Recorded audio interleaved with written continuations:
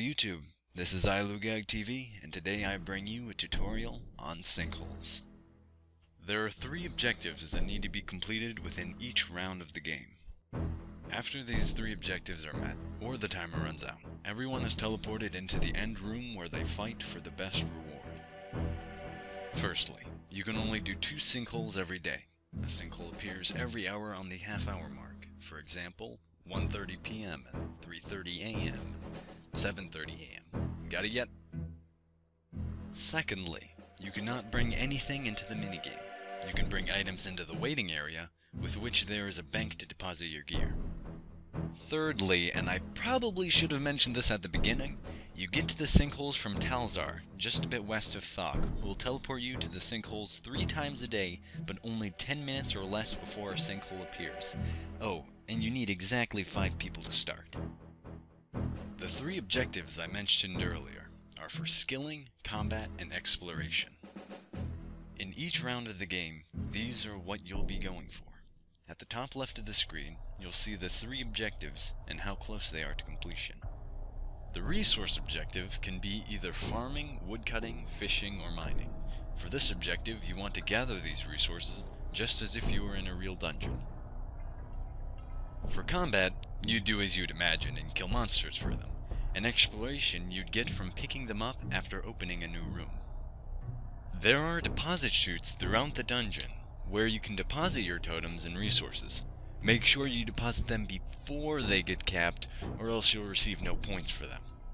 When you turn them in, resources are worth 10 points each, exploration is 20, and combat is 30.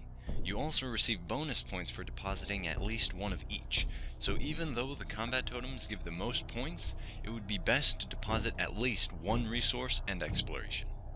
Again, after the 3 objectives are met, or the time runs out, everyone is teleported into the end room where everyone is given a random chest, except for whoever is in first place, who will receive a chest with a huge lamp with it.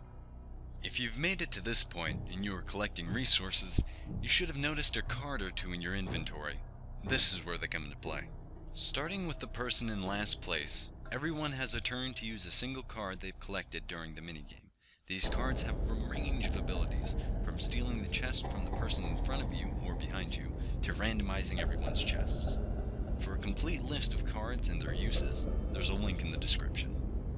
Now that you've finished a game and collected some cards, now you must fight for that chest you want, or fend off others from the chest you already have. Okay, so this following clip has been sped up. It's just a little round between a few clanmates and myself, which I'm going to narrate. As you see, the person last just used a card to steal from a person ranked below them, but because they're in last place already, there's nobody they could steal from. I didn't have any good cards to play, so I randomized the chest with the card I had and got a large lamp. The person in third just stole from the person in second, taking the medium lamp for the small lamp. The person in second steals from the person in first, getting her huge lamp, and now she either has to do something to get back her huge lamp, or she's going to be going home with a small lamp. Let's watch. She steals from the person in second, getting back her huge lamp, and I end up with a large lamp when I started with nothing.